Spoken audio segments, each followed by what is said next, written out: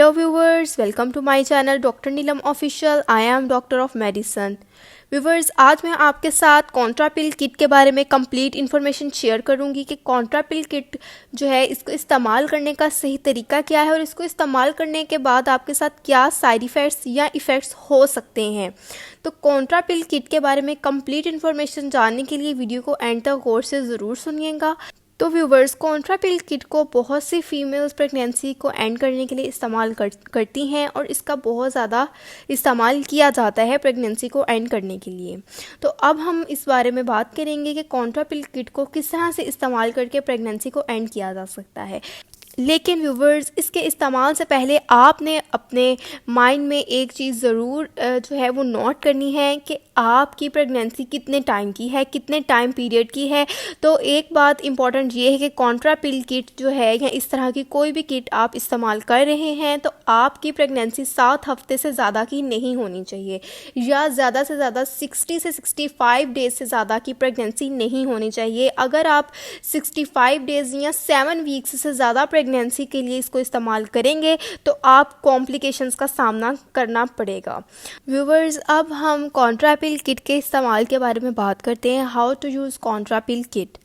कॉन्ट्रापिल kit के ऊपर जो एक मेडिसिन है जिसको मैंने आपको बताया मेफिप्रिस्टोन, वो टैबलेट आपने सुबह 9 बजे या आपने नाश्ते के बाद वो टैबलेट ले लेनी है। एक हल्के से पानी के साथ आपने वो एक टैबलेट ले लेनी है मेफिप्रिस्टोन की। उसको लेने के बाद आपको हल्की सी स्पॉटिंग भी हो सकती है जो कि नॉर्मल है या नहीं भी हो सकती।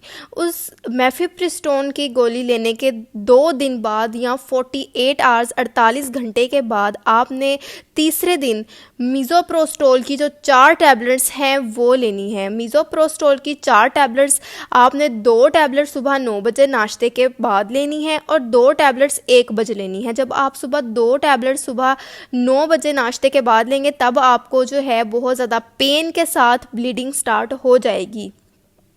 उसके बाद आपने 1 बजे दोबारा 2 टैबलेट्स इसकी डोज लेनी है ताकि आपकी ब्लीडिंग जो है वो फास्ट हो जाए।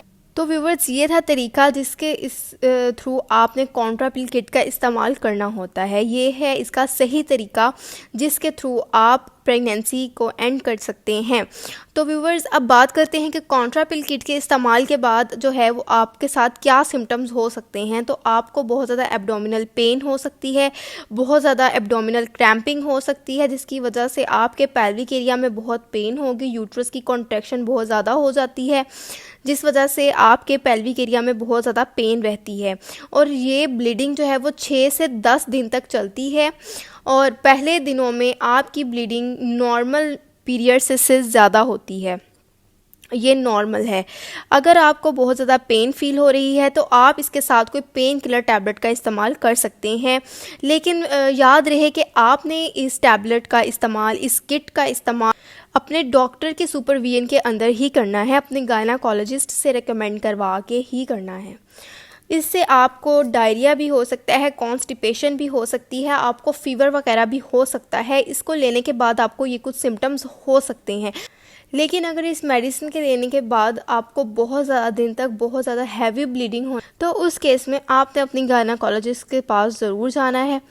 So viewers, this was all about contrapill kit, how to use contrapill kit. If you like my video then subscribe to my channel and also share and like my video. Thank you.